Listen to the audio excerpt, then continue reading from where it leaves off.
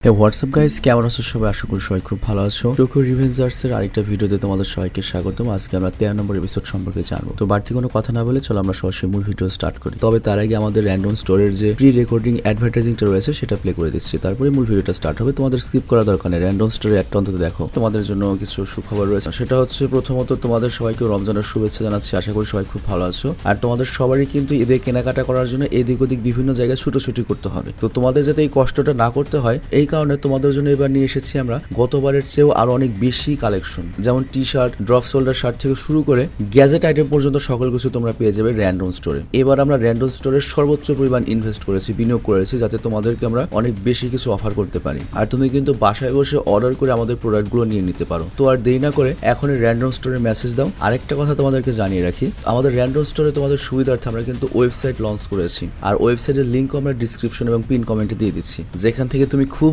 Easily তুমি তোমার পছন্দের প্রোডাক্ট কিনতে পারবে। তো বুঝতে পারছো, র্যান্ডম গ্রুপ কিন্তু প্রফেশনালি ই কমার্সে খুব বড় আকারে ইনভেস্ট করতে চলেছে এবং অলরেডি আমরা অনেক ইনভেস্ট করে ফেলেছি। এবং এখান থেকে তোমরা নিশ্চিন্তে যে কোনো কিছু অর্ডার করতে পারবে, আমি গ্যারান্টি দিচ্ছি। এবং তোমাদের যদি কোনো সমস্যা হয়, তার জন্য তোমরা সরাসরি আমাদের যে সার্ভিসম্যান রয়েছে র্যান্ডম স্টোরে তাদের সাথে যোগাযোগ করতে পারবে। এবং খুব শীঘ্রই হয়তো ভবিষ্যতে আমরা যদি সেরকম ভাবে সফল হই, তখন আমরা কাস্টমারকে আরো রেখে দেবো। আর এটা সফল করার জন্য তোমাদের তো অবশ্যই হেল্প প্রয়োজন হবে। তো যাই হোক, আর দেরি না করে র্যান্ডম স্টোরে মেসেজ করে বা ওয়েবসাইট থেকে আমাদের অর্ডারটি কমপ্লিট করতে পারো। তো চলো এবার আমরা মূল ভিডিওতে চলে যাই। তো বিজ্ঞাপন শেষে আমরা মূল ভিডিওতে ফেরত আসলাম। তো 12 নম্বর এপিসোডে তো আমরা দেখেছি যে হেনাতা মারা গিয়েছে। তো 13 নম্বর এপিসোডের যখন শুরু হয়, আমরা দেখতে পাই হেনাতার মৃত্যুর পরবর্তী শোকসভা শুরু হয়েছে। আর তখন তাকিমিচি ওই সময়ের কথা ভাবে যখন সে হেনাতার ঘরের দরজার সামনে এসেছিল, আর ওই মুহূর্তে সে তার চোখের সামনে গাড়ি ক্র্যাশ করতে দেখেছিল। আর তখন তাকিমিচি হেনাতার কাছে গিয়ে বলেছিল যে সে তাকে কতটা ভালোবাসে। আর এদিকে তাকিমিচি শোকসভায় যায় এবং সেখানে গিয়ে কান্না করতে থাকে হেনাতার ছবির সামনে। আর সবাই তাকিমিচিকে দেখতে থাকে। আর তাকিমিচিকে কান্না করতে দেখে নাওটো কান্না করতে শুরু করে। তো যাই হোক, এরপর আমরা বাইরের দৃশ্য দেখতে পাই, যেখানে হিনাতার মা তাকিমিচির কাছে আসে এবং বলে, বাবা তুমি তো অনেক বড় হয়ে গিয়েছো। আর তারপর সে হিনাতার যে নেকলেসটা ছিল সেই নেকলেসটা তাকিমিচির কাছে দেয়। আর এটাই সেই নেকলেস যেটা 12 বছর আগে তাকিমিচি হিনাতাকে উপহার দিয়েছিল। আর তাকিমিচিও নিশ্চিত হয়ে যায় যে হিনাতার কাছে যে নেকলেসটা ছিল ওটা আমারই ছিল, আমার নেকলেসটাই 12 বছর সযত্নে রেখে দিয়েছিল। তো যাই হোক, তখন হিনাতার মা বলে, তুমি কি জানো আমার দেখা অনুযায়ী হিনাতা তোমাকে অনেক বেশি ভালোবাসতো। তো এই কথা শুনে তাকিমিচি আরো কান্না করতে শুরু করে। আর তারপর সেখানে নাওটো আসে এবং তাকিমিচিকে বলে, আকুনের ব্যাপারে আমি বেশ কিছু তথ্য জোগাড় করেছি। তো এখানে নাওটো বলে আকুনের বিয়ে হয়েছে, এমনকি ওর বাচ্চাও আছে। তো তখন তাকিমিচি বলে, তাহলে আকুন এমনটা কেন করলো? ও হেনাতাকে কেন মারলো? অথচ ও জানতো এটা একটা সুইসাইড মিশন ছিল, ও মারা পড়বে। তো নাওটো তখন বলে, আমি আকুনের পরিবারের কোনো খোঁজ পাইনি এবং আমার জানা মতো আকুনের পরিবারকে কেউ কিডন্যাপ করেছে। তো এরকম হতে পারে ওর পরিবারকে কিডন্যাপ করে ওকে এমনটা করতে বলা হয়েছে, আর এই কারণে ওর ব্যাপারে কোনো খোঁজ পাওয়া যাচ্ছে না। তো যাই হোক, এরপর তাকিমিচি নাওটোকে আকুনের বলা লাস্ট কথাটা বলে এবং বলে যে আগের বারও মারার সময় এই কথাটা বলেছিল।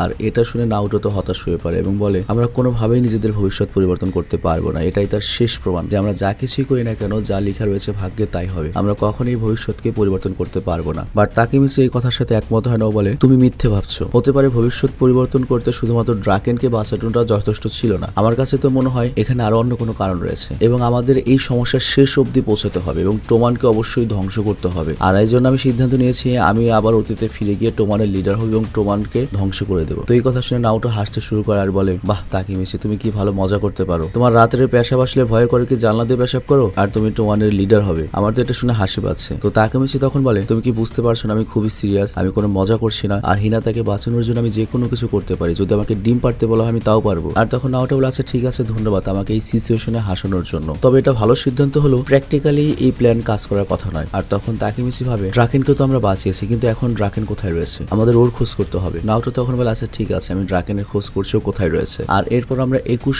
অক্টোবর 2020 সালের দৃশ্য দেখতে পাই, যেখানে নাওটো তাকিমিচিকে কল দিয়ে টোকিও ডিটেকশন সিস্টেমে ডাকে আর বলে, ড্রাকেন কিন্তু এখন টোকিও মানজিতে নেই, তার মৃত্যুও হয়নি, সে বর্তমানে একটা ফাঁসির আসামি, খুব শীঘ্রই তাকে ফাঁসি দেওয়া হবে। তো এরপর তারা ড্রাকেনের সাথে দেখা করতে যায় ড্রাকেনের কাছ থেকে তথ্য জানার জন্য। আর তখন তাকিমিচি ড্রাকেনের জন্য ওয়েটিং রুম অপেক্ষা করছিল। আর তখনই ড্রাকেন সেখানে এসে তাকিমিচিকে দেখে তো অনেক খুশি হয়ে যায় এবং বলে, ভাই তুই ঠিক আছিস, তোকে দেখে অনেক ভালো লাগছে তাকিমিচি। কিন্তু ড্রাকেনের এই অবস্থা দেখে তাকিমিচি কান্না করতে শুরু করে। আর সে ড্রাকেনের সাথে নাওটোর পরিচয় করিয়ে দেয় যে এটা নাওতের ভাই, আর ওর জন্যই তোর সাথে আমি দেখা করতে পেরেছি, ও পুলিশ অফিসারে রয়েছে। তো তাকিমিচি তখন ড্রাকেনকে বলে যে তোর ফাঁসির সাজা কিভাবে হলো, কি করেছিলি? ড্রাকেন তখন বলে, আমি মার্ডার করেছিলাম, আর এই কারণে আমাকে ফাঁসির সাজা দেওয়া হয়েছে। আর তখন তাকিমিচি জিজ্ঞেস করে, তুই কেন মার্ডার করেছিলি, টোমানের কি হয়েছিল? তখন ড্রাকেন বলে, দেখ আমি আমার ফাঁসির সাজার কথা মোটেও ভাবছি না, আমি যেটা করেছি ভালো করেছি। আর সত্যি বলতে আমাদের টোমান যখন স্কুল লাইফে ছিল তখন আমরা অনেক ভালো ছিলাম, অনেক মজা করতাম, ওই দিনগুলোই ভালো ছিল, কিন্তু আস্তে আস্তে খারাপ হয়েছে। আর আমি যে ওকে মেরেছি এনে আমার কোনো অনুশোচনা নেই, আর আমি যদি আবারও সুযোগ পাই কাজটাই করবো। আর তখন তাকিমিচি দেখতে পাই ড্রাকেন আগের মতোই পাগলা রয়েছে, একটুও বদলায়নি। তো ড্রাকেন তখন বলে, দেখ আমি যেটা করেছি আমার কিন্তু মোটেও এটা নিয়ে অনুশোচনা নেই, আর আমি যদি সুযোগ পাই এরপর আরেকজনকে বাড়তি মারবো, সেটা হচ্ছে টেটা কিসাকি। আর তখনই আসামির সাথে দেখা করার কথা বলার সময় শেষ হয়ে যায়। আর তখন ড্রাকেন তাকেমিচিকে বলে, তুই টোকে ছেড়ে চলে যা তোর নিজের সেফটির জন্য, কারণ ওই কুকুর এখন তোর পেছনে লাগবে, তোকে প্রাণে মেরে ফেলার চেষ্টা করবে। কিন্তু তখন তাকেমিচি যাওয়ার আগে ড্রাকেনকে একটা কথাই জিজ্ঞেস করে, ডেকা কেন আমাকে মারতে চায়, কিসাকি কেন আমাকে মারতে চায়। আর তখন ড্রাকেন বলে, প্রথম দিকে কিসাকি মাইকিকে অনেক পছন্দ করতে ভালোবাসতো, কিন্তু পরবর্তীতে ওই ভালোবাসা ঘৃণায় পরিণত হয়, আর এ কারণে কিসাকি মাইকের সবকিছু কেড়ে নিতে চায় যেগুলো মাইকের ভালোবাসার ছিল। আর তারপর ড্রাকেন বর্তমানে জেলে ঢোকার সময় ভাবে কিভাবে কিসাকি তাকে মার্ডার করার জন্য অর্ডার করেছিল, আর এর জন্য সে মার্ডার করে আর বর্তমানে জেলে রয়েছে। আর এরপর আমাদের নাওটোর অ্যাপার্টমেন্টের দৃশ্য দেখানো হয়, যেখানে তাকেমিচি ভাবে যে কিভাবে ড্রাকেন একজন খুনি হয়ে গেল, আর এসব কিভাবে হয়েছে, কেনই বা হলো, আর কিসাকি কে, কেমন মানুষ সে, তো এটাও ভাবতে থাকে। আর তখন ড্রাকেন বলে, এটা কিসাকি এখন টোমানের সবচেয়ে টপ পজিশনে রয়েছে, মানে ওই এখন টোমানের লিডার, টোকিও মানজির লিডার। আমার তো এরকম মনে হয় হেনাতার খুনের পেছনে কিসাকি আর ড্রাকেনেরই হাত রয়েছে, কিন্তু পুলিশের কাছে এর কোনো প্রমাণ নেই। আর তখন তাকেমিচি বলে, দেখ আমি কিসাকিকে হারাতে চাই, তবে সেটা বর্তমানে নয়, অতীতে গিয়ে। তো এর মানে তাকেমিচি আবারও অতীতে যাবে এবং টোমানের লিডার হবে। তো এই কথা শুনে নাওটো বলে, আরে তাকেমিচি আমি তো ভেবেছিলাম তুমি মজা করছো, তুমি কি আসলে সিরিয়াস? তাকেমিচি বলে, হ্যাঁ আমি সিরিয়াস, এটাই একমাত্র উপায় সবাইকে বাঁচানোর, জাস্ট কিসাকিকে সরিয়ে ফেলতে হবে। আর সবচেয়ে বড় বিষয় হচ্ছে এখন আমি যদি অতীতে যাই আমি টোমানের তৃতীয় সর্বোচ্চ শক্তিশালী ক্যাপ্টেন হব, মানে টোমানের 3 নম্বর পজিশনে আসবে। আর এখন যেহেতু ড্রাকেন জেলে, তো এর মানে হচ্ছে অতীতে গিয়ে ড্রাকেনের স্থানও খালি থাকবে, তো আমি দ্বিতীয় পজিশনেও চলে আসবো। কিন্তু নাওটো তখন বলে, এটা কি বোকার মতো আইডিয়া হচ্ছে না? তবে তারপরেও যেহেতু তোমার আগের মিশন সাকসেসফুল হয়েছে এজন্য তোমার উপর ভরসা রাখা যায়, আর তাছাড়া ভবিষ্যৎ ঠিক করতে এছাড়া আর কোনো উপায় নেই, যেহেতু আমাদের একটা সুযোগ রয়েছে এই সুযোগটা কাজে লাগানো উচিত। তো এই কথা বলেই তারা দুজন গাড়িকে হ্যান্ডশেক করে, আর হ্যান্ডশেক করলে কি হয় এটা তো তোমরা জানো। তো এরপর আমরা দেখতে পাই তাকেমিচি যখন অতীতে যায় তখন সে ভাবে যে ভবিষ্যতে এমনটা হয়ে গেল কিভাবে, যাই হোক আমি ভবিষ্যৎটা ঠিক করব। আর তারপর সে অতীতে গিয়ে দেখে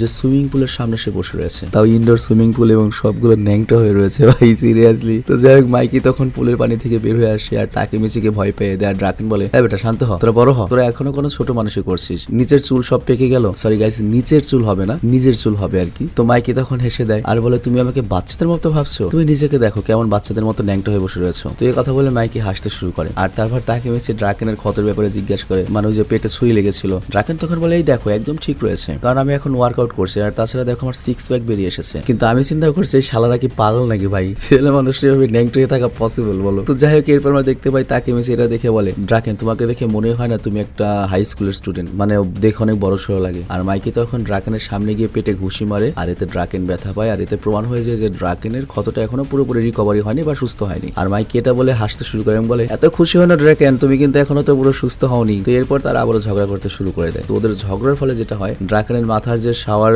হ্যাটটা ছিল সেটা তাকেমিচির মাথায় গিয়ে পড়ে। তো এটা দেখে মাইকি আর ড্রাকেন দুজনে হাসতে শুরু করে। আর মাইকি বলে, তাকেমিচি সবসময় তোমার মাথার উপর কিছু না কিছু থাকবেই, কখনো কুত্তার গু কখনো হ্যাট, কিছু না কিছু থাকবেই তোমার মাথার উপরে। আর এই দৃশ্য দেখে তাকেমিচি ভাবতে থাকে যে ভবিষ্যতের ড্রাকেন যে জেলে রয়েছে সে বলেছিল কিভাবে টোমান গ্যাং বা টোকিও মানজি গ্যাং ছোটবেলায় ঠিকঠাক ছিল এবং কত মজার একটা সময় ছিল। তো এরপর তারা তিনজন সুইমিং পুল থেকে বের হয়ে আসে, আর সামনে আমরা দেখতে পাই মিটসোয়া, ইয়াসিহুর এবং নাহুয়া দাঁড়িয়ে অপেক্ষা করছে। আর ওই মুহূর্তে মাইকি বলে, ঠিক আছে তাকেমিচি চলো সময় এসেছে নতুন 3rd ডিভিশন ক্যাপ্টেনকে বেছে নেওয়ার, মানে 3 নম্বর ক্যাপ্টেন বেছে নেওয়ার। আর এখানে 13 নম্বর এপিসোড শেষ হয়ে যায়। তো আমরা বুঝতে পারছি 3 নম্বর ক্যাপ্টেন অবশ্যই আমাদের তাকেমিচি হবে। আর আমি বিদায় নেওয়ার আগে তোমাদের একটা কথা বলছি, অন্য জাপানের চ্যানেল থেকে আমি বিদায় নিয়ে নেবো, এটা একবারে ফাইনাল। টোকিও রিভেঞ্জার্স এর এই সিজনটা শেষ হলে আমি একেবারে সালাম দিয়ে অন্য জাপানিজ থেকে বেরিয়ে পড়বো। আমার লাইফের সবচেয়ে বড় ভুলটা হচ্ছে আমি যদি অনলি 2টা চ্যানেল রাখতাম, র্যান্ডম ভিডিও চ্যানেল আর সাবেস 420, আগে যেমন সাবেস 420 ফ্রি ফায়ারে ছিল ওইভাবেই থাকতাম, তাহলে আমার লাইফটা অনেক চিলিং থাকতো। আমি মনে করো যে দুঃখের কথা কারো বলার নাই কোনো কিছু, 4টা চ্যানেলের প্রেশার নিয়ে গত 5 বছর ধরে ইউটিউবিং করছি, আরো 10-12 বছর আগের থেকে আমি ফ্রিল্যান্সিং করেছি। তো আমার লাইফে অনেক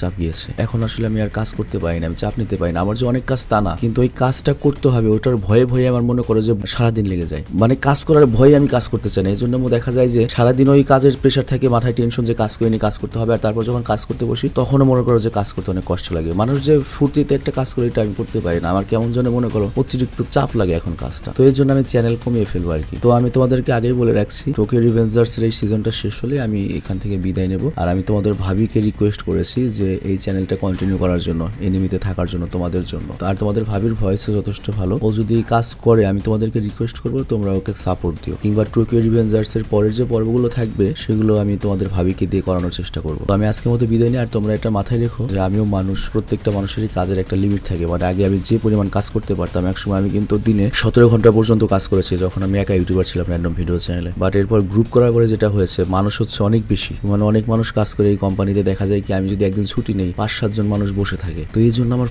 খুব প্রেশার যায়, খুব একটা চাপে থাকে। আমি আমার লাইফের কোনো মনে করে ফুর্তি নাই। মানুষ 2 টাকা কামায়, কত জায়গায় বেড়াতে যায়, কত ফুর্তিতে থাকে, কত ফ্রি থাকে। আমার চেহারা দেখলে তোমার কাছে মনে হবে যে আমি অলওয়েজ ডিপ্রেসে থাকি। আমার চেহারায় কখনো হাসি দেখবে না। অথচ যখন জাস্ট আমার 2টা চ্যানেল ছিল তখন আমি অনেক চিল মুডে ছিলাম, কিন্তু এখন আমার কোনো চিল মুড নাই। তো যাই বাকি হানমাতে আমি বিস্তারিত বলছি আর কি, যে আমি কি প্ল্যান করেছি। আমি সিদ্ধান্ত নিয়েছি চ্যানেল আস্তে আস্তে আমি কমিয়ে দেবো, র্যান্ডম ভিডিও চ্যানেলে বেশি সময় দেবো। স্যাভেজ চ্যানেলে তো মনিটাইজেশন নাই, ওটাকে আমি ব্লগ চ্যানেল বানাবো। কারণ আমি বুড়ো হয়ে যাচ্ছি। আমি যখন হ্যান্ডসাম ছিলাম, 4 প্যাক ছিল, যখন ভালো ছিলাম, স্মার্ট ছিলাম, তখনই ব্লগ করলাম না, আস্তে আস্তে তো আরো বুড়ো হয়ে যাবো। তো বেশি বুড়ো হওয়ার আগে আমি স্যাভেজ 420 চ্যানেলে ব্লগ স্টার্ট করবো। আর র্যান্ডম তো র্যান্ডম চ্যানেলে থাকবে, আর র্যান্ডম অ্যানিমেশনটা আমি রাখবো। এই 3টা চ্যানেল রাখবো এবং আস্তে আস্তে লোকবল কমিয়ে ফেলবো আর কি। মানে আমার উপর আমি আর চাপ রাখবো না, কিংবা লোকবল যদি থাকেও দেখা গেলো সেগুলো অন্য ভয়েসে তারা কাজ করবে, কিন্তু আমি র্যান্ডম ভিডিও চ্যানেল আর র্যান্ডম অ্যানিমেশনে কাজ করবো। আর ব্লগ তো ওটা আলাদা সেক্টর, ওটা তো পুরোপুরি মজার একটা ব্যাপার। ব্লগ যারা করে তারা কিন্তু একদম মজায় থাকে। যেমন ফুডাপি বা তারা যারা ফেসবুকার রয়েছে, ওরা কিন্তু আমাদের চেয়ে 3-4 গুণ বেশি টাকা কামায়। আমরা অনেক বেশি কষ্ট করে, অনেক বেশি চাপে থেকে অনেক মানুষ কাজ করি। আমরা যাই করি তার 50% বা 40% চলে যায় হচ্ছে তোমার মনে করো খালি এক্সপেন্সে, খরচেই। কিন্তু অন্যদিকে যারা ফেসবুকে ব্লগার, তারা আমাদের চেয়ে 4-5 গুণ বেশি আর্নিং করে,